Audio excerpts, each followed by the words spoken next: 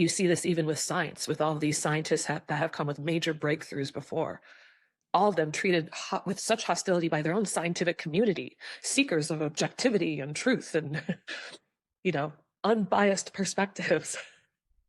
And yet these people have been massacred publicly, politically, emotionally, mentally, physically.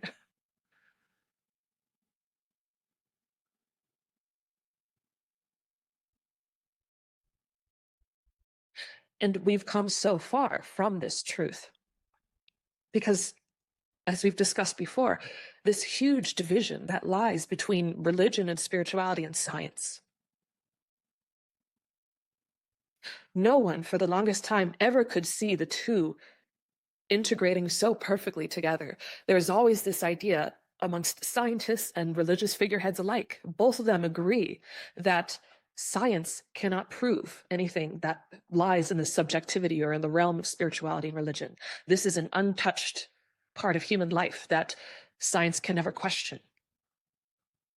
And because science can never question, science cannot apprehend it or measure it, it ends up dismissing it altogether.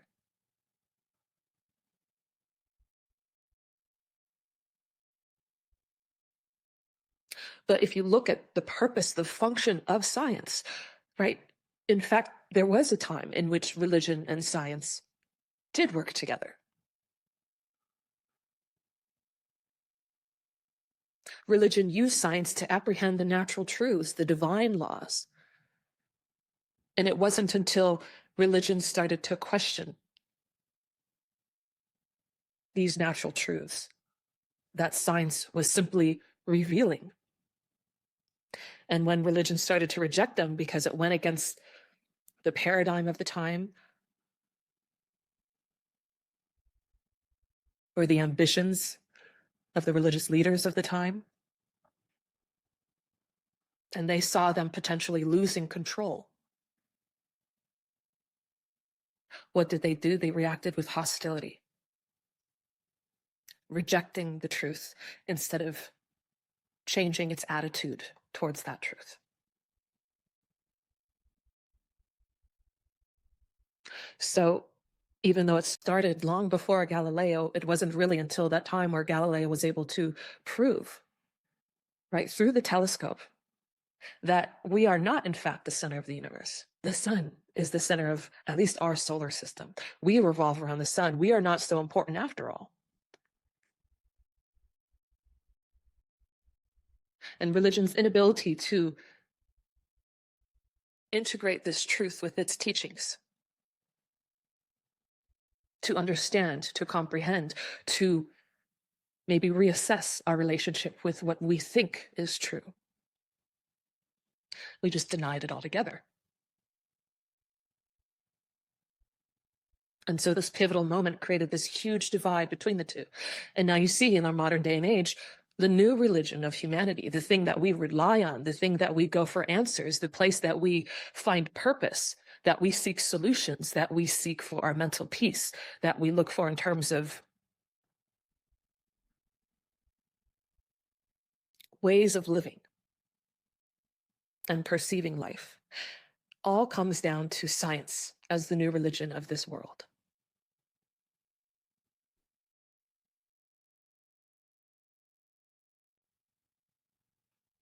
Because all of us have an inherent pull towards truth. And when we sense something is deceptive, that something is not fully acknowledging that truth, it creates a block between us and that deception. We feel an abrasiveness between the two, between our own inherent nature and the thing that we're trying to reconcile with. And because of this disconnect, naturally, it's understandable that we have pulled away from religion, from these figureheads that have abused the blind faith of so many people, who have deceived, who have discredited things that are so blatantly and obviously true and right and correct. that it makes us question the very foundation of those religious institutions.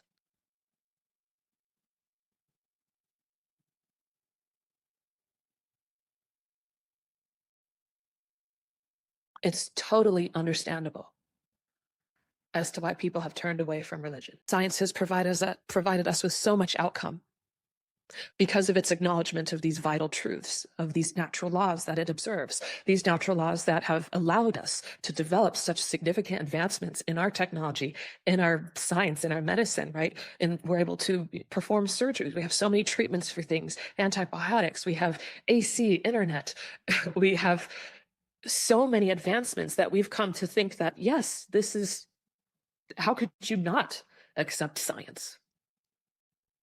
How could you not trust it? Right? We don't question the temperature that water boils because we have such reliance upon the scientific foundation behind it.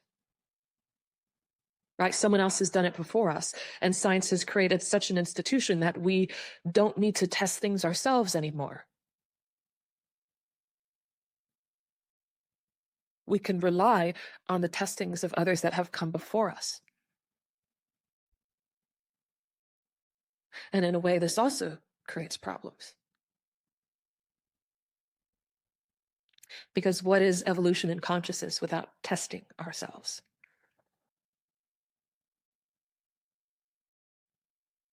Science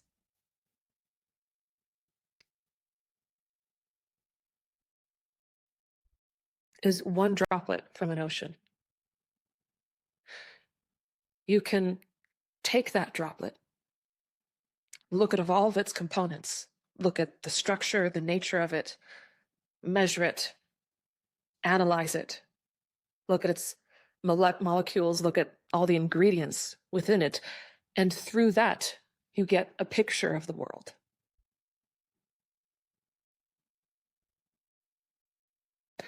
The problem is, because of this division between religion and science, our picture of the world is just this droplet of water, because this droplet of water has separated itself from this vastness of this ocean to the point in which we look at this droplet unaware, because we have not established a scientific or strong connection between that droplet and that ocean. And without that reference, without establishing that connection, even just on a scientific principle, on a scientific level, right? Our understanding, our capacity, our limitations are set. And they're skewed. Even with the most objective and sincere scientists out there, if they have not established that connection, we cannot truly understand the nature of that droplet of water, no matter what we observe about it, no matter what we can measure, no matter what we can validate about its existence, until we can truly say that, yes, this comes from the ocean. What does this say about the ocean? Science, its function is to measure the vastness of God's creation, its vastness, not its smallness.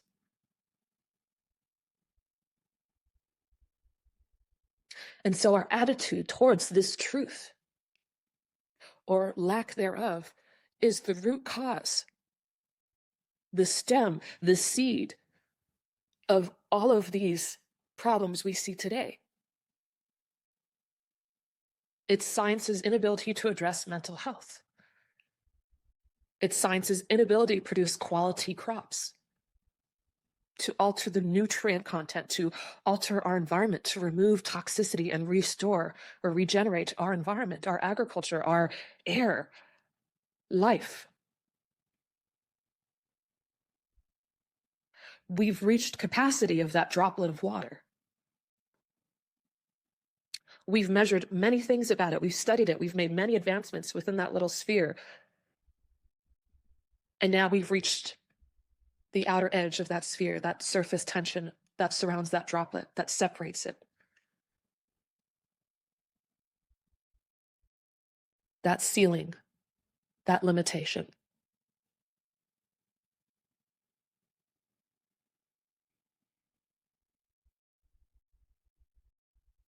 And as we all know, what our science has established, right?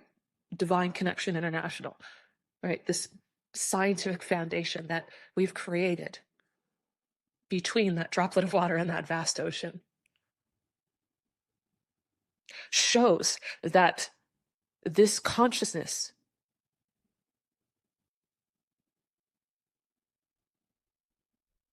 this divine grace, is the entirety of that ocean. And from that ocean,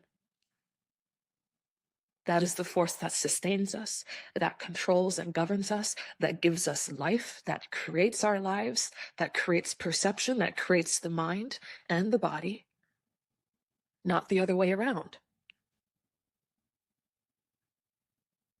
It is not what we do with our bodies and our minds that creates wellness, that creates vitality, that creates life, but rather what this source of life does for us. This pure consciousness is able to establish. The more its presence exists in this world, the more vitality reigns supreme over our lives.